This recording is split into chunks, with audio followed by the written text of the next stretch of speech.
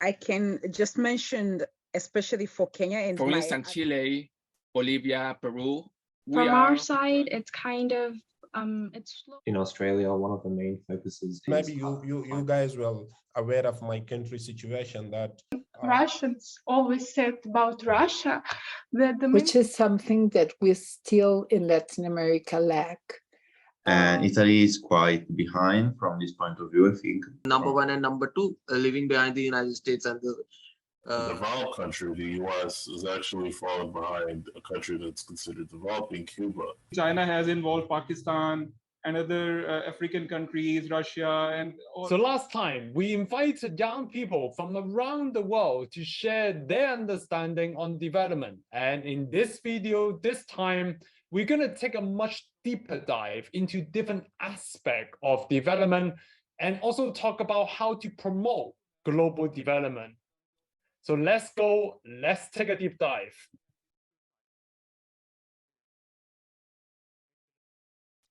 This video will be divided into 5 small sections or questions. First, what are development goals and focuses from governments around the world? Second, what are challenges to achieve them?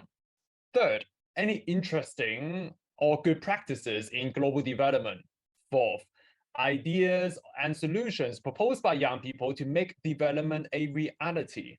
Lastly, and trust me, you do not want to miss this final section, some very critical thoughts and reality checks as we think about global development.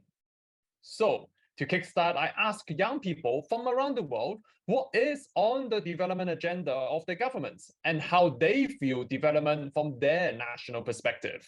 The very fast developed and then of a huge sector that had been developed during the past 10 or 15 years in my country is be e-commerce. If back to 15 or 10 years ago, people could never imagine that how they can just be at home and then can buy everything and then connect everything around the world. The e-commerce become a huge development in my country. Just take up some of the statistic for Vietnam now. E-commerce is we rank the second in the Southeast Asia for the development of the e-commerce. According to my country, before 1991, we had a strict policy on trade and deficit. So before we were not having trade, at least if we count the number of skyscrapers we had in India, it was just limited to 10 or 20. But after 1991, when we started to trade with the whole world, we started to build a lot of infrastructure. For example, during the COVID pandemic, we built a lot of vaccine manufacturing factories. So we supplied a lot of vaccines to the United States, to Latin America, to China, and even we sold to Russia, along with keeping ourselves enough storage to have all the vaccines at a place. So I feel that trade is getting hand in hand with development. So we must also see something on trade. As far as China is also considered, before 1979, China was also a poor country with not that great development infrastructure. Both the countries had same kind of steel produced per year. It was 55 million pounds per year we were producing. And when our economies were liberalized, when we started to trade, we started to use 3 times as more as steel. Slowly, and then we both became number 1 and number 2, leaving behind the United States and the other Asian and European economies. So we must look at this point. And they invested a lot of time and money in improving the infrastructure of Kenya and connecting everybody and making sure that everybody has access and is able to be accessible for, basic needs, So there was building of roads and railway, improving of the railway, and it's still ongoing. Also, there was a policy on manufacturing and having a lot, investing more on factories and the manufacturing sector, because I did read a book somewhere, especially when it came to the development of China, because I'm very much interested in, the development that China has gone through since 1980, right? So, and the person was saying that manufacturing and having factories has been a driving force for the development of China.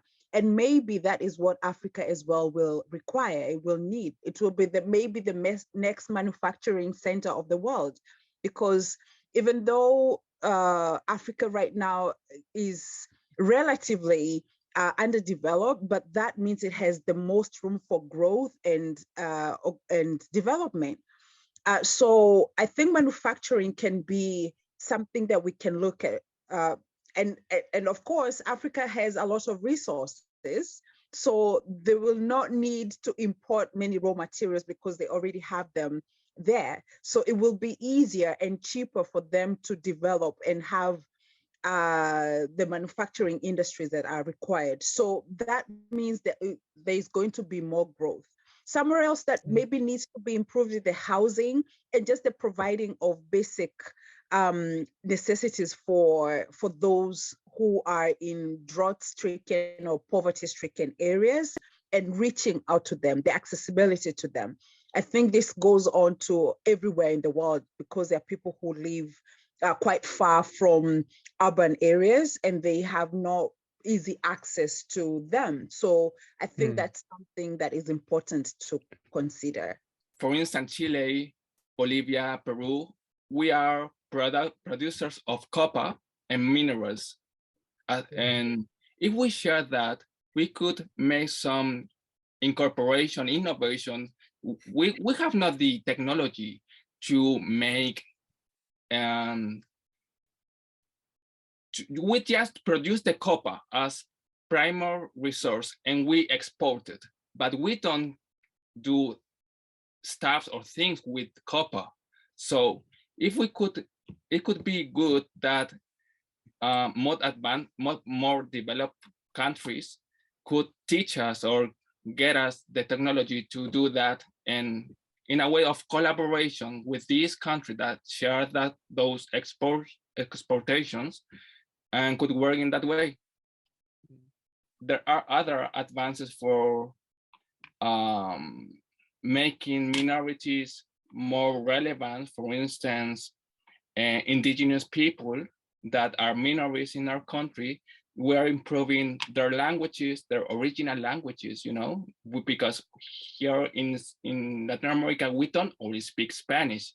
That's the whole language that we speak, but we also speak other original languages from the indigenous people, and this not very important as it is Spanish. So we are improving that way. We are focusing in getting more opportunities, more relevance to that languages and to those people who are minorities.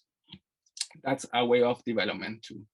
In Australia, one of the main focuses is climate action and about reducing carbon emissions. I think Australia is probably one of the countries with the highest per capita carbon emissions. I think it's probably even higher than the US.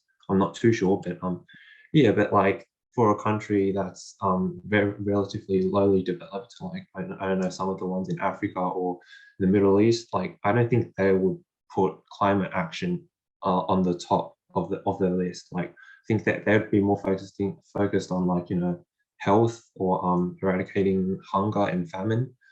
We don't have a lot of charging stations, and without charging stations, actually you can't expect that people will buy electric cars, because if you have not a network, they will not have the possibility to do long trips. Also, at home, we don't have a lot of charging stations. And this is another point that the government is trying to change. The main problem in Russia is schools and roads. So yes, a lot of people live in the European part of Russia, and they have development connection there. But if you go more east, there are maybe some region where you can go. You just need maybe helicopter to go there, and that's a huge problem of Russia, that they prefer develop only European part, but not East. And maybe you guys well aware of my country situation, that more than 33 million population of my country underwater. As you can hear, there is a range of issues that have been focused on, from e-commerce to infrastructure to manufacturing, as well as development agenda that promotes equality, equity, and sustainability. And throughout the process of development, there are also many challenges that young people from around the world are concerned about. So I asked them what they think are the underlying difficulties, barriers, or in other words, what is holding back further development? In terms of challenges, I'll say the first thing would be in terms of goodwill, political goodwill, because at the base of everything, first of all, you have the policies that have to be put in place. You have to have the right policies in place to ensure that the system does work. Development should imply a better condition for everybody, the improvement of basic needs, which is something that we still in Latin America lack. There are high rates of poverty and of extreme poverty. And I think that it has to do with the lack of institutions.